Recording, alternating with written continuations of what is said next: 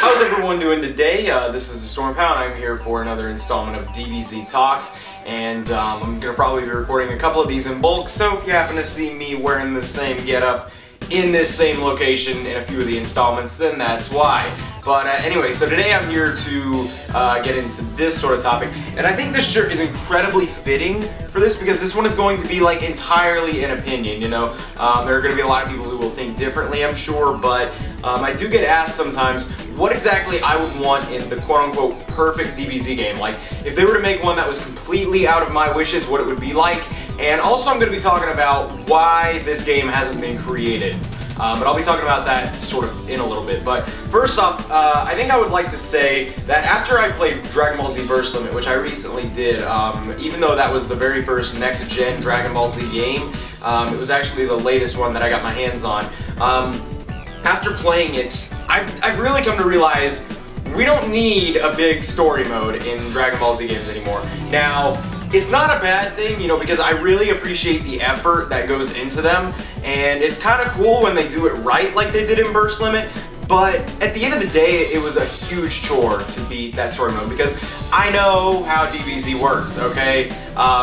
There's no point in me going through this long story mode, you know, unless you can really make it look amazing. Like, Burst Limit did a pretty good job with the cutscenes that they did have in there, you know.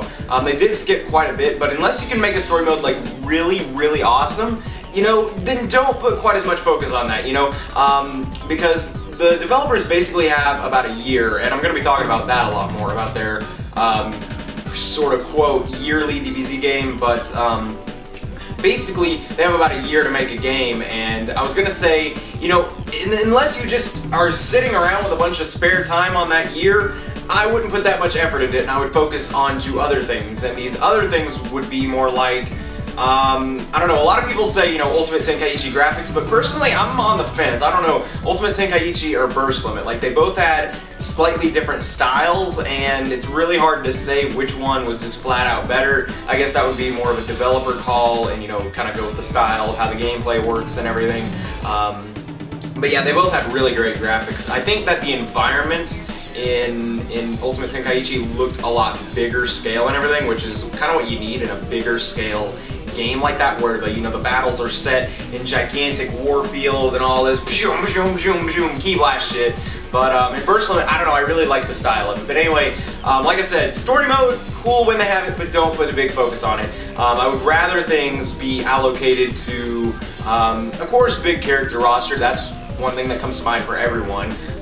You know, the more the merrier, but then again, I hate it when people, you know, say, like, this game with 1 million characters is so good when about, you know, 9/10 of the characters are useless ones that you would never even consider playing as unless you were, like, forced to. That's kind of one thing that I hate, you know. Make sure you have the important characters in there, the ones that we would actually like to play as, and there you go. As for giants, like great apes and stuff being in the games as playable characters, that's kind of your guys' call, you know. It would kind of have to do with, again, kind of how exactly you go in terms of gameplay, like how the gameplay works, and that's kind of another thing. In terms of fighting style, would I prefer like a Budokai, you know, 2D, like shoom shoom shoom kind of game, or would I prefer a full-blown, you know, like Raging Blast or Budokai Tenkaichi style? I'm not gonna prefer Ultimate Tenkaichi style because that's just, let's pretend that never happened, please.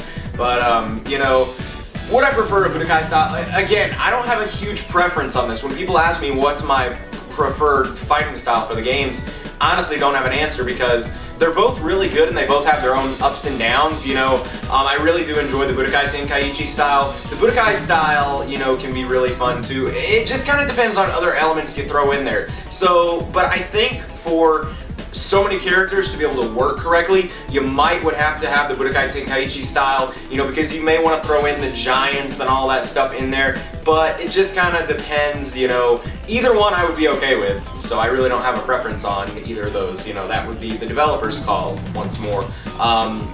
As for other things, I really want replayability, and that kind of comes with having more characters, but one thing that was wrong with Burst Limit is not necessarily, you know, its lack of that many characters, but it was just that there was like nothing to do after you beat the story mode. And the story mode could be beaten in a day or two easily. Like if you give any shit about it, you know, and you don't even have to know life it, and you'll beat it in a day or two.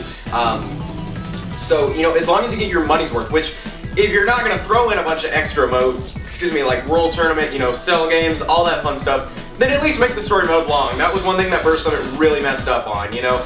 Burst Limit is a great game while it lasts, but then when it's gone, it's like, the fuck, you know, I have nothing else to do in this game. And that's one thing that they really need to put into the games, to where you get your money's worth, I think, because, you know, then less people are going to trade it in, you know, and all that stuff. I think that that would be a pretty important thing to put into it. Hero mode would be fun if they put into there, because that was like the one thing that came out of Ultimate Tenkaichi that people didn't like completely hate. They thought it was a decent idea, you know, for starters, and with a little bit of work it would be really fun. I would like to see some sort of character creator implemented into the future games, and it goes without saying that, you know, I would like to see more customization, much more customization. Not even necessarily like being able to play as other races, even though that would be cool, especially if they got their own like story mode, you know, their own separate side story or whatever, as opposed to being a Saiyan. But I think it would be really cool to be able to get a whole lot more like in-depth with your customization, because that's always fun.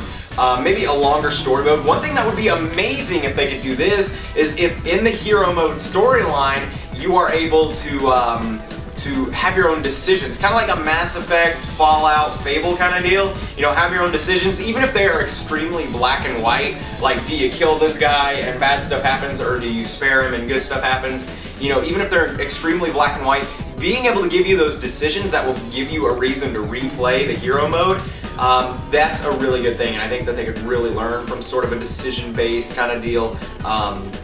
That would be really awesome, and I would love to see something like that implemented. I wouldn't mind us being able to make more characters, because especially if you're going to go with a fighting style that isn't Ultimate Tenkaichi, then the whole light, standard, and, you know, heavy style of characters really wouldn't work out. You could just build, you could like make how tall they are, and it really wouldn't affect them that much, I guess. I don't know exactly how stats like that work in the other styles of games, but you know, just stuff like that. That's what I would think of for hero mode. And I'm trying to think of anything else that I can think of in terms of other DBZ games. One small little thing that I wouldn't mind seeing in a future DBZ game is more voice options. Now, we already get the option to have, you know, the English Funimation dub, which is currently in the new games, the Kai dub, and the Japanese version. And, you know, I don't really know exactly what voices are put into that. I guess the Japanese Kai version, I would imagine.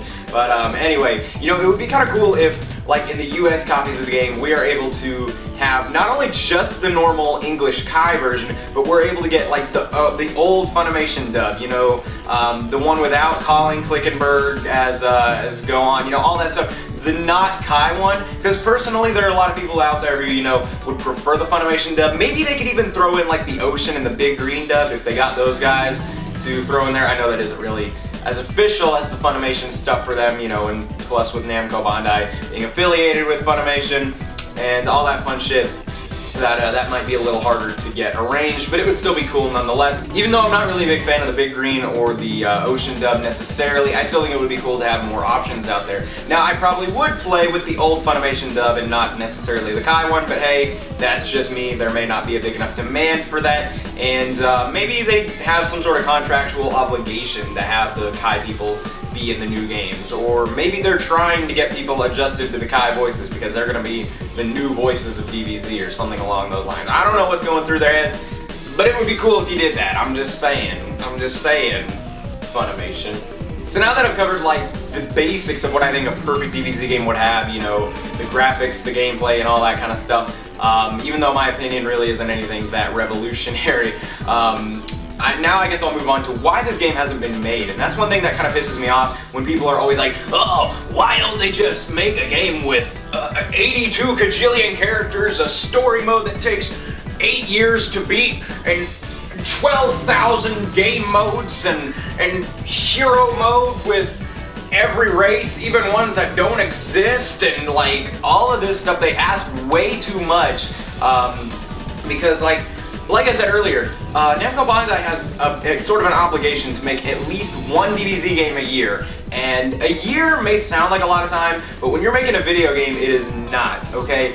With Ultimate Tenkaichi, I really appreciated it because I knew that it took a lot of strenuous work to get all of that gameplay into 1 year. I mean, they had to make the models and all that stuff, which granted a lot of the models were just refine models from Raging Blast 2, but nonetheless they had to make all the boss fight models, they had to arrange all that stuff, make the story mode, and they had to reanimate the anime cutscenes. There was a lot of work that went into that game. Was it rushed? Yes, very much so. Was it lazy? Fuck no, it was not lazy at all. It took a lot of work, and I really appreciated that. But the thing is, though, that they could really make a decent game in about that year if they did focus on what we needed. And while I really would firmly believe that I would rather have, like, a new DBZ game every 2 years, and that game was really good, which is kind of what they're doing now this year in 2012. They're releasing Dragon Ball Z Connect, which, again, we're going to kind of assume isn't going to exist. And they're releasing the Budokai HD Collection, 2 games that won't require too much time or effort on their parts. You know, the HD Collection does look cool, but they're not really, like, completely remaking the game. They're just, you know, HD-ifying it, and, you know, the DBZ Connect is just Ultimate Tenkaichi with some Connect capabilities and SSJ Bardock. It's really nothing that's going to require, like, you know, all their time this year, and they've basically said that they're doing that so that way next year's game will be something really good, because they realize that they can't, you know, do this. They can't make a really awesome game for us in 1 year. They're going to need a little bit more time and a little bit of cooperation on our part. And one thing that people really don't realize is that DBZ games don't sell all that well. I mean, think about it. You know, when you're talking to a publisher and you're saying, hey, I'm going to make a DBZ game and I need some money to make this game, you know, I need some money so that way I can hire people to make this game really good. Now, you know, they might be like, okay, you know, what kind of game are you making? Now think about it. You know, you are a game developing company and you're about to make a DBZ game, but you need money to hire people and to get the resources to make this game good, right? So you talk to some publishers and you have to compare numbers with them. You have to tell them, oh yeah, all these previous DBZ games sold this well. People aren't going to be very impressed by those numbers, not the publishers who are saying, alright, the money that I give you to make this game has to pay for that money that I lent you, and it's gonna have to pay me, you know, some interest and some money for my efforts and for my time bothering with you.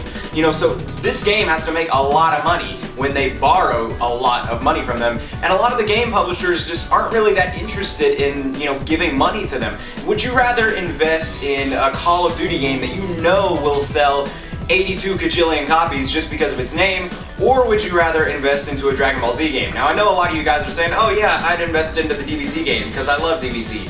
That's not how it works. You have to look at it from a businessman's perspective. If you had all this money and you could potentially lose a lot of it by investing into a DBZ game as opposed to something else that would sell a little better, you would not go with the DBZ game, I promise you, unless you are just an absolute saint. And that's just kind of the thing. They only have a year and they only have so much money to make this perfect, amazing game. And a lot of people just really don't give them enough slack.